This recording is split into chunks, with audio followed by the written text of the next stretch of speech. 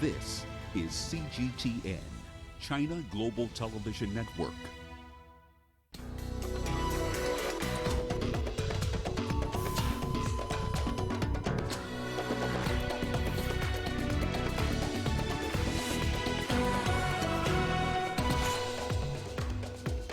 As death toll rises, President Xi Jinping vows to rely on the people to win fight against novel coronavirus. Libya's LNA spokesman says military approach solution to end conflict. And can African Union silence gangs in Africa by end of 2020? We look at issues at stake as the continental body meets in Addis Ababa for the latest summit. Hello and thank you for joining us on Africa Live. I am Peninnah Karibe. Joining me with the day's business highlights is Uche. Thanks, Peninnah. And here's a look at what's coming up on Africa Live Biz. Ethiopia is at advanced stages of selling off its 6 state-run sugar mills. And global stock markets are rattled by the spread of coronavirus in China. More on that coming up within the program. For now, back to you, Peninnah. Thank you, Uche. The death toll from the novel coronavirus pneumonia stands at 81. Nearly 3,000 cases have been confirmed globally. The vast majority are in China. Tibet is the only region in the country without any cases. Around half of the confirmed cases are at ground zero in Wuhan, the capital of central China's Hubei province. More than 30,000 people across China are under medical observation after having close contact with confirmed patients. China has announced the Lunar New Year holiday will be extended by 3 days to February 2nd to help contain the virus. There are 42 confirmed cases outside China. Thailand has 8, the United States and Australia have 5 each. Cambodia has just confirmed its first case, and in Africa, authorities in Cote d'Ivoire are testing a first suspected case and expect results on Wednesday. Chinese President Xi Jinping has issued instructions on the virus outbreak. He said all party organizations and members must unite and lead the people to resolutely implement the decisions and arrangements of the central government, and that they must firmly rely on the people. The president also stressed that party committees at all levels need to analyze the situation based on scientific research. He said they must correctly grasp the situation and act under the unified leadership and command. Chinese Premier Li Keqiang has visited Wuhan on behalf of President Xi Jinping. He is the highest-ranking official so far to visit the embattled central Chinese city. Li heads the new task force designated to coordinate efforts to combat the outbreak. Chinese Premier Li Keqiang arrived in Wuhan Monday morning to inspect efforts to contain spreading of the novel coronavirus. His first stop, Wuhan's Jinyantan Hospital, where most diagnosed patients are hospitalized. There are over 400 cases being treated there. Li expressed appreciation to the medical staff for their hard work in caring for the patients and urged them to protect themselves. He also promised medical supplies after doctors reported a shortage of protective goggles and suits for the personnel. Premier Li also visited the construction site in Wuhan's Western District, where a new hospital is being built in record time. When finished, the Huoshan Hospital will have 1,500 beds to accommodate coronavirus-affected patients. The Premier says the nation will exert every effort to help Wuhan finish the new hospital by February 3rd. Let's build this hospital, which is urgently needed here in Wuhan. Not only Wuhan residents, but also all the people in the country are closely watching this. We are all your backups. What do you need? Any difficulties? Any supplies that need to be deployed? What is required to guarantee the construction? You can just tell us any problems. Everything can be solved. Li spent some time in one of Wuhan's supermarkets, ensuring that the city, which has been under lockdown since January 23rd, has enough basic necessities and food supplies and that prices are stable. Later, at a meeting he chaired focusing on virus control, the Premier pledged that another 2,500 medical professionals nationwide will be assigned to support their peers in Wuhan.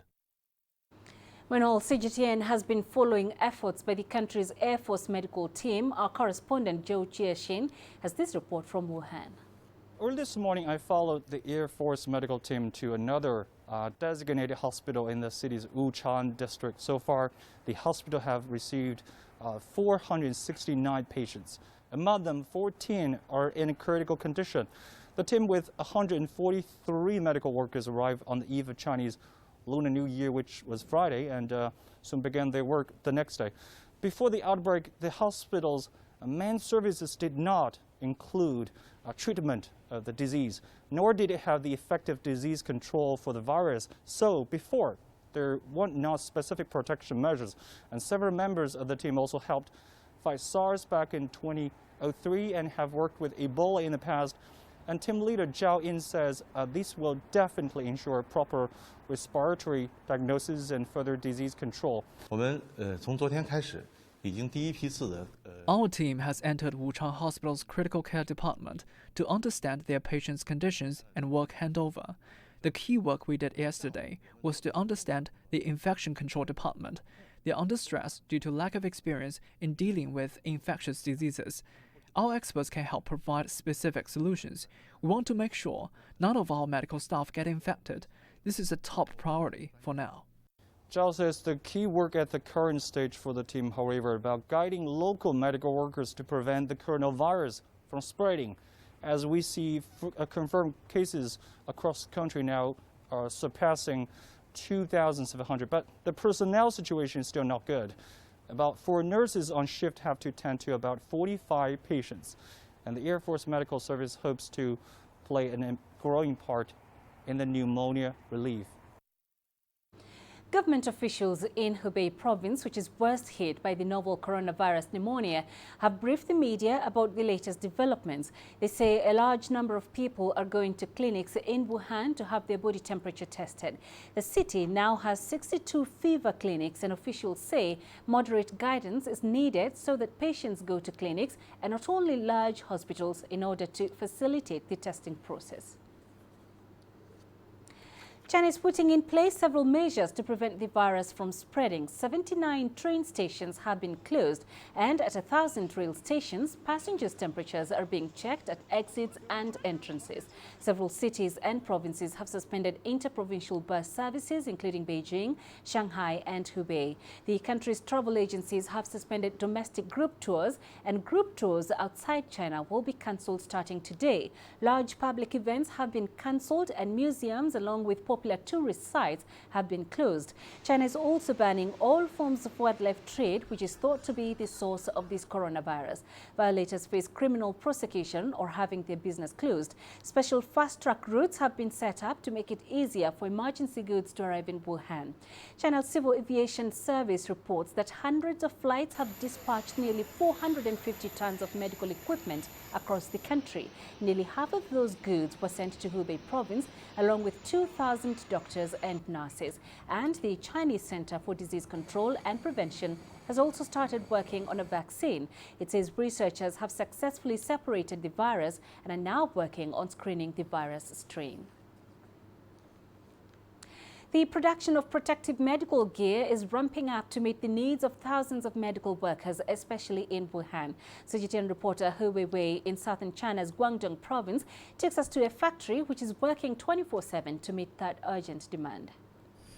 80 tons worth of non-woven fabrics. That is the daily production at its factory here in Foshan, a city renowned for being a manufacturing hub. At this rate, these materials can be used to make 1 million surgical masks or 400,000 protective suits. Orders have surged over the past few days.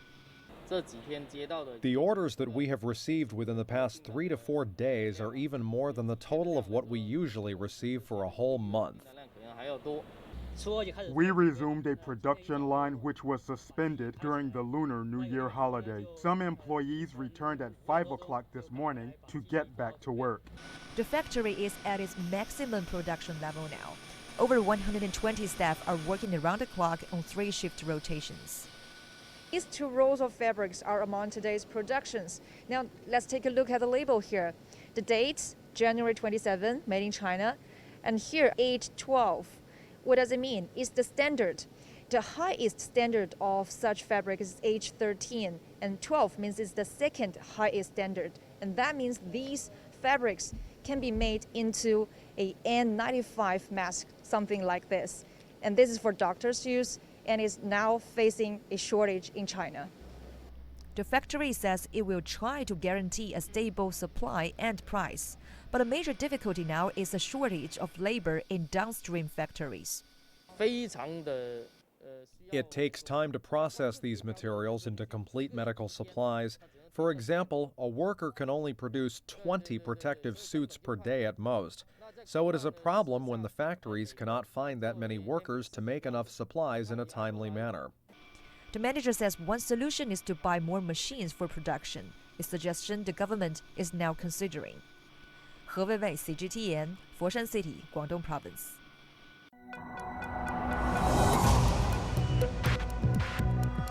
Each day, there are millions of stories. Each one can open new perspectives, new possibilities. Wherever you look, we are there. To see, discover, explore.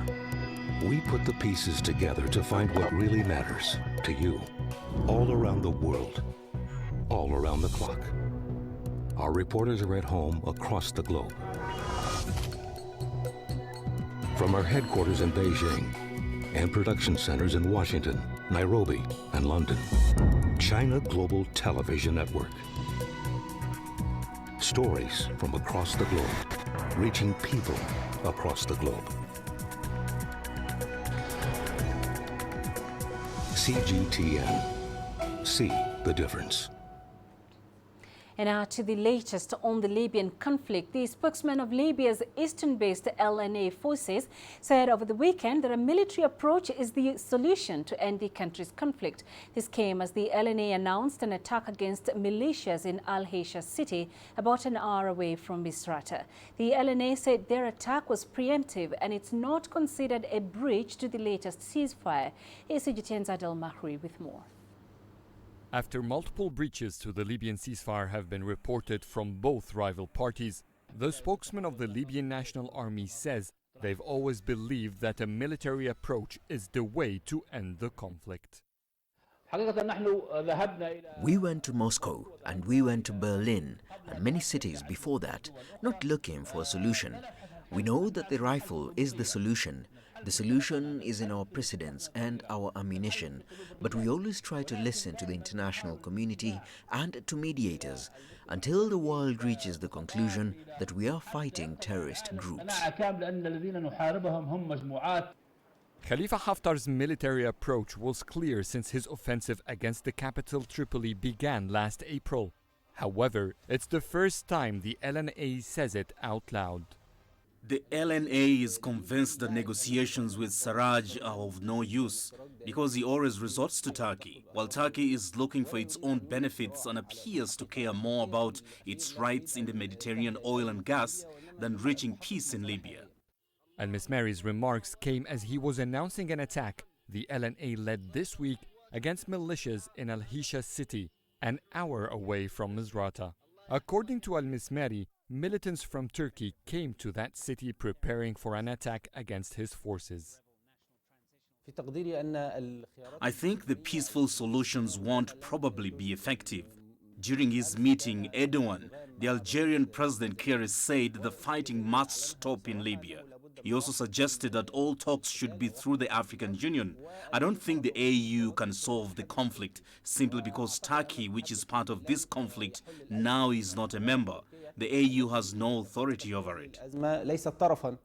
While the LNA is explicitly saying that rifles are their approach to end the conflict in Libya, the head of the government of National Accord earlier said that he will never sit with Haftar in negotiations.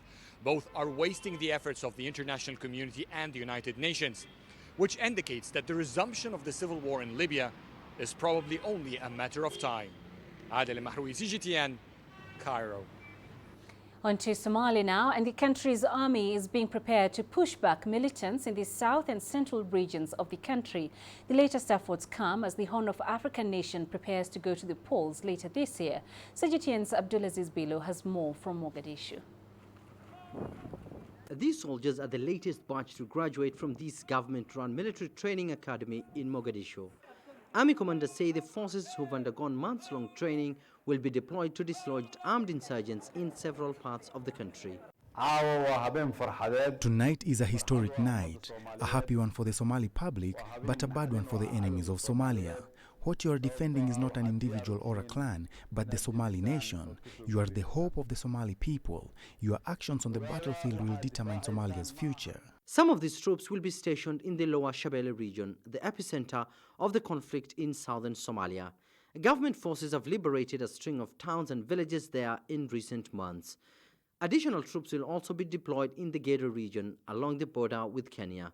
Last week, troops made advances also in the Jubaland region, a major Al-Shabaab stronghold, killing scores of militants and liberating several villages critical to Al-Shabaab's operations. The Somali government says that strengthening the national army remains a top priority. Last year, the country's Prime Minister Hassan Ali Khaire announced a budget increase due to a pay raise for armed personnel. The army has undergone reforms including biometric registration. We are now providing salaries and fighting equipment. The plan is to liberate the entire nation from the control of terrorists, and our vision is a competent national army ready to protect Somalia's sovereignty. Stabilizing conflict zones and securing major urban centers will be critical as the country plans to conduct parliamentary elections later this year. African Union troops are also set to commence a gradual drawdown, paving a way for the country's national army to go it alone. Al-Shabaab attacks on civilians continue to claim lives in East Africa, with deadly roadside ambush on public transport vehicles in neighboring Kenya claiming many lives. Meanwhile, in Mogadishu, the group recently killed more than 100 people last month, the third deadliest attack to hit the country in its modern-day history. Abdul Aziz Bilo, CGTN, Mogadishu, Somalia. You're watching Africa Live. Let's take a quick break coming up. Can African Union silence guns in Africa by end of 2020? We look at issues at stake as the continental body meets in Addis Ababa for the latest summit.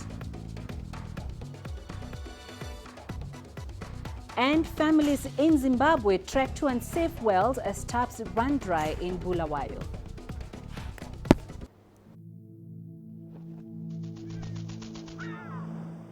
How will your world change today?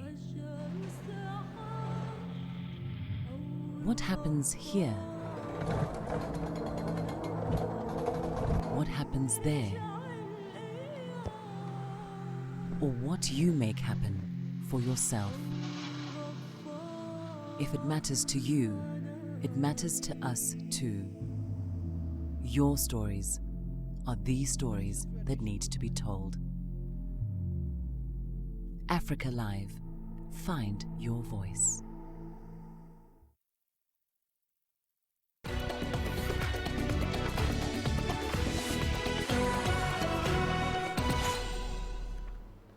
The African Union has faced many challenges in 2019 as conflicts, old and new, continue to evolve across the continent. It is currently meeting for its 33rd session in Ethiopia's capital, Addis Ababa, under the slogan, Silencing the Guns. CGTN's Groom Chala takes a look at some of Africa's ongoing peace and security issues. So much has happened in Africa in 2019, from the good news of better economic performance and relative political stability to worsening peace and security situations, all were witnessed. Of all, the ongoing crisis in Libya stands out, and political solution is key to resolve the problem. Peace support operations cannot on their own be an effective tool to deal with the resolution of conflicts. And again, the Peace and Security Council has pronounced itself on the integration of the various tools at its disposal to ensure that there is momentum in trying to resolve these conflicts. There's still a lot to be done, of course, in terms of ensuring that we don't stay long periods in mission areas. There are serious discussions about that, and how these PSOs can create the space for state entities in the countries where we deploy these forces to have the ability to be able to take over responsibilities, their responsibility as a state. Then there is the situation in Somalia. AMISOM's withdrawal plans seem to be delayed as Somalia is expected to take over from the Pan-African forces. The Somalia we have today is not the one that we deployed in 2007. There's been a lot of progress. There's been an evolution in terms of the state, its capacity, its role, its geographical cover, and all related matters. And therefore, the PSOs, it's only making sense that they should also be evolving in terms of how they are structured and when they are supposed to be living. It is under all of these unresolved peace and security issues at hand that the African Union will be holding its 33rd Assembly in just a matter of days. The theme this year is silencing the guns by 2020. It is cause for concern when we're seeing, if I might use the word, new conflicts flaring up. There is cause for concern as to how we need to ensure that these conflicts do not flare up. In terms of numbers, some statistics are showing that the number of conflicts, if they are numbered, are actually coming down. But it is worrying that even though it is coming down, some of them seem to be longer. They seem to be surviving long periods of effort. So it is therefore imperative that we use the overall tools within the African peace and security architecture. It was not, however, all gloomy in Africa in 2019. Ethiopia's Prime Minister Abiy Ahmed, winner of the Nobel Peace Prize, was one of the positive highlights of the year. On the other hand, at least 7 countries will hold their national elections this year in Africa. Some still worry about nations' handling of polling processes. On the economic front, Africa is facing tough challenge. Experts say the US-China trade dispute has made matters even worse.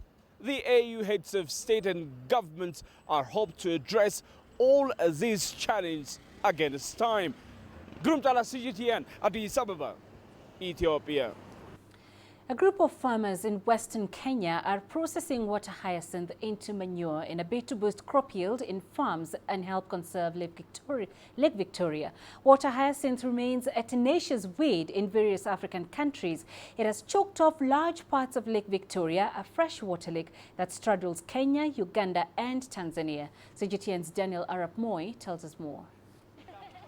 Farmers in Kenya's Siaya County have found a way to turn the intrusive water hyacinth weed into manure in a bid to help stop spread of the weed and also boost soil fertility in farms. The farmers are all members of a community-based organization known as Asembo Odala Rieko that promotes farming conservation and other development projects in the area. Every month, they spend several hours harvesting water hyacinth along the shores of Lake Victoria. We use the dry stock, then made from maize or any plant material. Then we cover it with, we also put the layer of dry grass. Then we put the layer of a heap of the water hyacinth.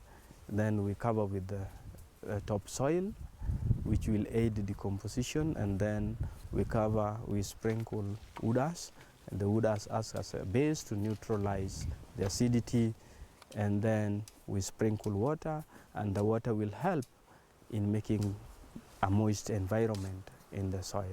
Then we repeat like that to the level we want. Water hyacinth has choked off large parts of Lake Victoria, the world's second largest freshwater lake that straddles Kenya, Uganda and Tanzania. The weed has alarmed environmentalists with its spread over the years. Margaret Odola works at a demonstration farm and also uses the manure to grow vegetables on her plot at home. Water hyacinth is a blessing to us. We use it for mulching, we use its mud for direct, like manure, and we use its real leaves for making compost manure. Hyacinth can also be used as mulch in farms to help retain moisture in the soil. According to a report by Agriculture for Impact, soil degradation affects about 180 million people in sub-Saharan Africa alone, costing them around $68 billion per year. Farmers are now being encouraged to boost their use of organic manure in farms to help improve the quality of soils. Daniel Arap Moi, CGTN. Zimbabwe's second-largest city, Bulawayo, is experiencing a severe water shortage. It's partly due to a drought that hit the country last year. Water levels at dams in the city have dropped drastically, forcing residents to walk for long distances in search of this scarce resource. CGTN's Beryl Oro has more. These are the scenes that greet you when you get to Zimbabwe's Bulawayo city. Most residents have been forced to go for days without running water. For Abraham Kavalanjila and his two sons, the hope that water supply will resume has been dwindling by the day. They, like many other residents in this area, have been forced to fetch water from an open well. We have no option. Yeah, this water is dangerous. As you can see, just check. Someone did his rubbish here. There's nothing that we can do, you see. Yeah. But we still have to, because we need some water to use at home. This is the water that we use, but we have to boil it first so that we can drink it. We boil the water so that we can purify it from germs, and we are able to use it for drinking and cooking. Bulawayo City has decommissioned 2 of the water supply dams after water fell below pumping levels. The crisis has further forced authorities to ration the already scarce resource. It's been a while. I think it's since last year. Because they ended up introducing, City Council ended up introducing 96 hours water shedding. Now we've got a problem. It is frustrating because if the water is not there, you have to buy. I don't know how much 5 liters of water costs now, because I think it's another expense on my side. It's quite costly. Authorities say Bulawayo's long-term solution lies in the construction of a new dam. Actually, we're projecting that in the next 3 to 4 weeks, we might lose the 3rd dam, which is Lower Ngama. It's currently sitting just above 10% in terms of capacity. And we have also put together a paper to government for us to be declared as a water shortage area. Zimbabwe, which is grappling with an economic crisis, is one of the Southern African nations experiencing the worst drought in years. This as climate change wreaks havoc in a country already struggling to cope with extreme natural disasters. Beryl Oro, CGTN. To Egypt now, where parents are keen to give their children a unique learning experience during the upcoming winter break. At the Water Science Museum for Children, the eager students learn science through experimenting with various subjects. Here's Adel Mahri with more. Far from the noise and pollution of Cairo, on the outskirts of the Egyptian capital, where the beauty of nature strikes the eye, the Water Science Museum for Children lies. Built in 1843, this place originally aimed to record the evolution of irrigation in Egypt. In recent years, the museum revamped its content to attract more visitors. All the experiments we have studied from elementary school to university are presented here in the form of games. We're breaking the mold from the usual educational platform available in schools. We get the kids out of the school buildings in order to learn. Students engage with all their senses, which makes these experiments stick in their minds. 128 educational models are available in 8 different parks here. The museum is one of Egypt's efforts to make learning sciences attractive to students. Some models are designed as puzzles, others require children to come up with their own creative solutions, usually for challenges Egypt faces. I'm very lucky to live nearby. I bring my kids frequently. The museum gives a unique experience to the kids every time they come. I follow the activities online and come whenever there is something interesting going on. I hope more people would come here. It's unfortunate that this place is not so popular. With an entry ticket of just 60 US cents, this museum is designed to be a year-round attraction, affordable for all Egyptians. I love this museum. I have come here many times before. I play with the same experiments and never get bored. And with every visit, I discover that there is more to this place. My favorite is weighing the planets and the moons. I learn things my friends would not usually know about. Right next to the famous Nile barrages, the museum also exposes its visitors to a great botanical collection. The 8 acres garden attached to it includes rare plants and perennial trees. Adil Al-Mahroui, CGTN, Cairo. It's 1:30. You're watching Africa Live. Time now to catch up with the day's business news, and for that, we cross over to Uche. Many thanks, Peninnah. And coming up on Africa Live Biz. Ethiopia is at advanced stages of selling off its 6 state-run sugar mills. And global stock markets are rattled by the spread of coronavirus in China.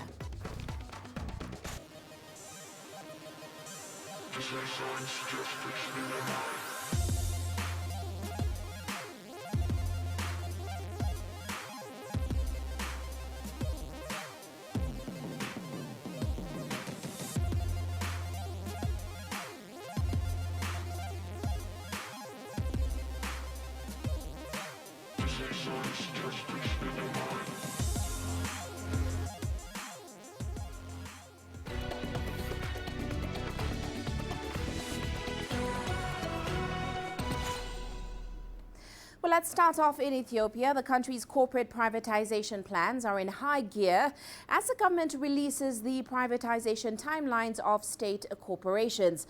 Now, Bloomberg reports that Ethiopia will first sell off 6 of its sugar monopolies holdings and later on relieve 7 more processing plants and plantations. In this case, the government anticipates that the new owners will boost production eventually, making Ethiopia a net sugar importer. Now, investors from about 10 countries have made a bid for the sugar assets, with the first sale expected in June this year. The government also plans to release 49% ownership in Ethio Telecom in order to improve the company's offerings. Ethiopia will give out 2 mobile and broadband licenses as France's Telecom, South Africa's MTN and Kenya's Safaricom continue to express interest. Meanwhile, the coronavirus is affecting global stock markets as investors are seeking safe haven assets such as the Japanese yen and the US Treasury notes. Well, the MSCI's all-country world index closed down 0.4% last Friday to a 2-week low. Mining firms were a main drag due to their exposure to China. Meanwhile, the US S&P 500 also posted losses, while its mini futures index was trading down 0.9% in early Asian trading on Monday. Japan's Nikkei 225 today suffered its biggest one-day fall in 5 months with a 2% loss. In other developments, US Treasury prices are pushing down yields, while we saw the Japanese yen and gold prices both rising to their highest level in over 2 weeks. Meanwhile, Brent crude prices dropping by 2.1% today to $59.39 a barrel, and that's as fears continue to heighten over the spread of that coronavirus.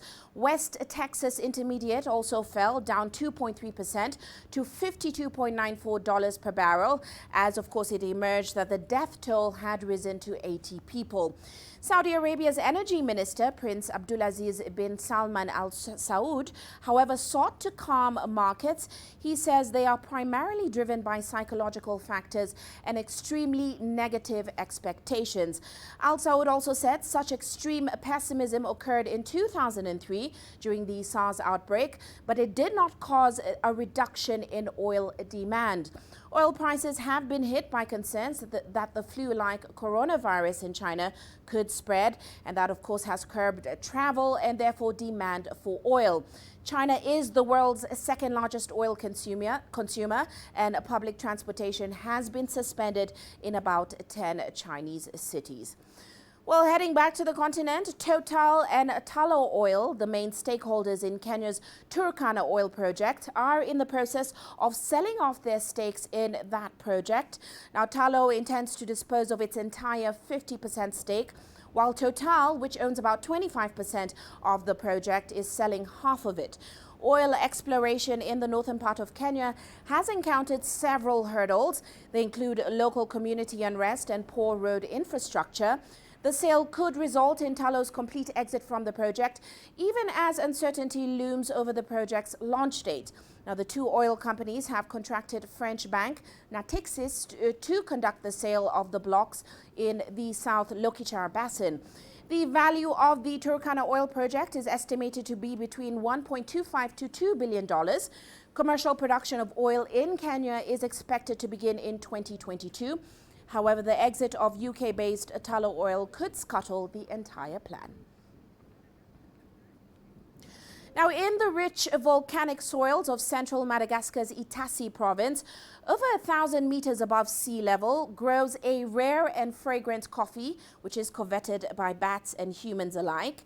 The twist is that humans want it even more after the bats have nibbled on it. Here's more on that report. Farmers are hard at work harvesting coffee beans in rich volcanic soils of central Madagascar's Itassi province. Butt spit gives the variety of beans a unique smooth flavor, and this is sending the demand for the already expensive specialty bourbon Pointu coffee soaring to nearly $110 per kilo. Farmers around the world are turning to premium and rare beans, some including an animal touch, to shore up their income amid a global production glut that has driven prices down. We can live off coffee today. Before it was of no interest to the inhabitants of Itassi, but now it can make a living. If production continues to grow, we can harvest more and more tons. This premium variety of high-priced Arabica coffee costs more than 50 times the price of commodity-grade coffee. And the reason? A bit of butt spit pushes the price higher. Wild bats chewing on ripe coffee berries result in a reaction between their digestive fluid and outside air, and that gives a unique smooth flavor, according to customers. It's the brainchild of farmer and agricultural entrepreneur Jacques Ramala, and he plans to introduce more farmers to the variety. Next year, we will ask farmers to focus only on the coffee beans chewed by bats. This means the farmers will harvest only the mature seeds, and that will improve the quality of our harvest. I'm 24 years old. I'm still a student. My parents are both farmers. Agronomy is my field of study, and it is with coffee that was born the desire to develop this sector, and especially to professionalize it. It is for love for this culture that I started. I am conducting my experiments to draw the quality of this coffee up here in Madagascar. The farmers produced 2 tons of coffee in 2019 with plans for 20 tons by 2021 for export to discerning markets like Japan. Madagascar's animal-enhanced coffee is not unique. Southeast Asia's Kopi Luwak coffee is made from beans salvaged from civet cat excrement, while Thailand has elephant dung coffee. Extremely high-value coffee is a very niche market and is growing, and the global specialty coffee market is forecast to hit $83.6 billion in 2025. Beryl Oro, CGTN. Well, let's head to Nigeria, where foreign investors have stayed away from the Nigerian Stock Exchange for most of 2019 compared to 2018. Now, according to the latest stock exchange data, there was a sluggish investor response after reforms, which were expected to lift Africa's biggest economy, faded. Now, foreign investors traded a total of $2.6 billion worth of stocks last year, compared to around $3 billion at the end of 2018. Nigeria has grappled with low growth since recovery from a recession 4 years ago. President Muhammadu Buhari, who began a second 4-year term in May, has a pledge to revive the country's economy. But investors have been waiting for policy signals that could lift growth. As with stocks, investors also cut their participation in the government bond auctions in favor of treasury bills. The International Monetary Fund has projected that Nigeria's economy would expand by 2.5% this year and 2021. Now, with millions of EU citizens in the UK, many are worried about what happens to them after Brexit. The government says they need to register online, which is a process that takes a matter of minutes. But some are still fearful of it all and are deliberately living it as late as they can. Here's CGTN's Phil Lavelle travelling to rural Wales in order to meet with one woman who's making a stand. BBC Radio Wales Music Day. Nina's worried. You just feel really powerless. Like really worried. A lot of anxiety. She's German, has lived in the UK though for the best part of 20 years, most of it in Wales. I don't think of myself as being different. I'm just a person, and I live somewhere where I really love living. But now she's scared she's going to be kicked out, a post-Brexit casualty. There's nothing really I can do. I have to wait for other people to make a decision of what I'm allowed to do or not. And that is because all foreign EU nationals who've lived here in the UK for 5 years or more now have to formally register their intent, their desire to stay here. If they don't by the deadline, then they face becoming undocumented migrants. As with all things Brexit related, nobody really knows what that will mean in the long term, but one possible outcome is eventual potential deportation. There are 3.4 million EU migrants living in the UK. That is according to the British government. But campaigners say there could be anything up to 1 million more who are not known about. And up to a third may not have yet applied because they are scared of rejection or are confused by the whole process. It doesn't seem to be such a very straightforward process. And also that we don't get any physical documentation. Download the ID Document Checker app via an Android phone. And that's because it's all done online. This app scans a passport and the applicant's face, but many have reported problems in using it. People are worried about how easy is it going to, to find a job, or because landlords are now required to, to see if somebody is actually legally allowed to live here. All of those problems. And also, if we go abroad and come back, do they have it on the system or not? It's just so many questions, and we just, nobody seems to be bothered to answer them. Now with Brexit Day happening and the deadline for applications to stay on its way, time is quite literally running out. There are no guarantees here. Yeah, applying for jobs, I'm thinking, is that okay? Because I couldn't even promise my, my employer, oh yeah, of course I can stay, because I don't know. Home may be where the heart is, but that might not count for much without the official nod to stay. I don't really have a very positive outlook, but maybe that means that things can only get better if you fear the worst. Phil Lavelle, CGTN, Llandelo in Wales. Well, that's all for now on Africa Live Biz, but ahead on Global Business Africa, we'll be assessing the impact of the coronavirus outbreak on key Chinese tourist markets in Africa. Of course, all that coming up top of the hour. For now, back to you, Peninnah. Thank you, Uche. You're watching Africa Live. Still ahead. Renowned Beijing Golden Sail Music Orchestra perform at the iconic Cape Town City Hall for Chinese Spring Festival.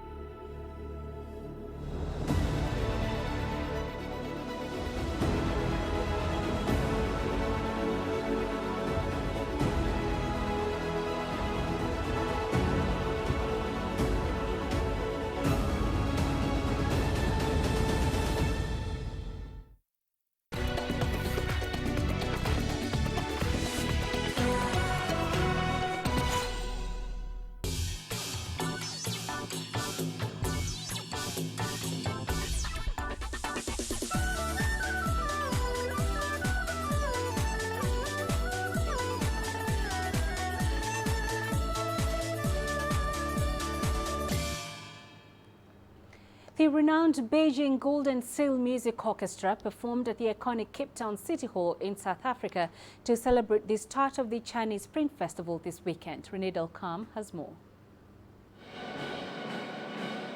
The Beijing Golden Sail Youth Orchestra is made up of 66 amazingly talented boys and girls, all aged from 9 to 11 years old.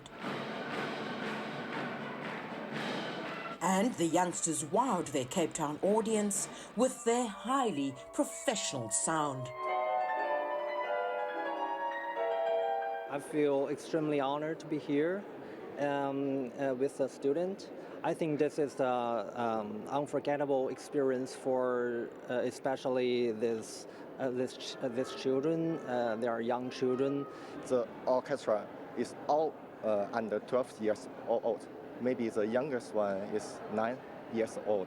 So they are so young and they play very, very well, and they can give some very strong tones, so clever of music, and they can maybe do some very, very professional things.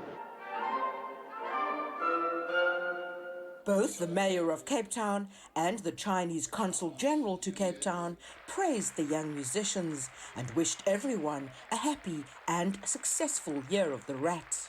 I would like to take this opportunity to extend our New Year greetings and our best regards to all the friends who are present here.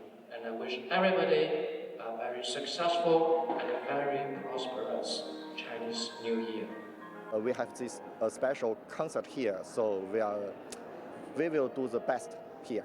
So Happy New Year for the audience and for the Cape Town. The Beijing Golden Sail Youth Orchestra has played in many famous Chinese theaters around the world. But this New Year's Symphony concert was their first performance in South Africa. Their visit showcased the artistic, cultural exchange between China and South Africa, just one of the many strong ties that bind the close friendship between the two countries. Renee Dalcom, CGTN, Cape Town, South Africa. Meanwhile, the Chinese ambassador in Mauritius has sent his best wishes for the new year to the people of China. On the occasion of the Chinese New Year, on behalf of the Chinese Embassy in Mauritius, I would like to extend my New Year's wishes to the global audience. Wish you and your family happiness and all the best. At the same time, I take this opportunity to wish our great motherland prosperity and peace. Wish our people a happy new year and good health.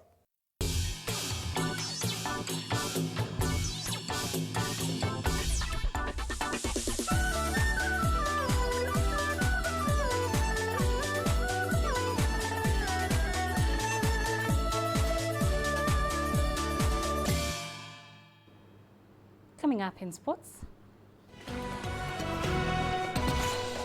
More tributes pouring following the tragic death of basketball legend Kobe Bryant.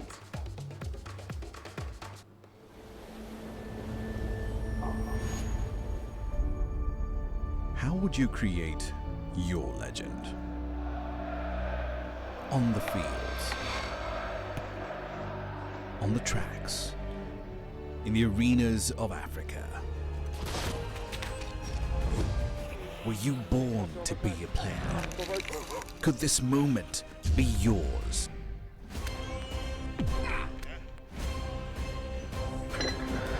Sports Scene.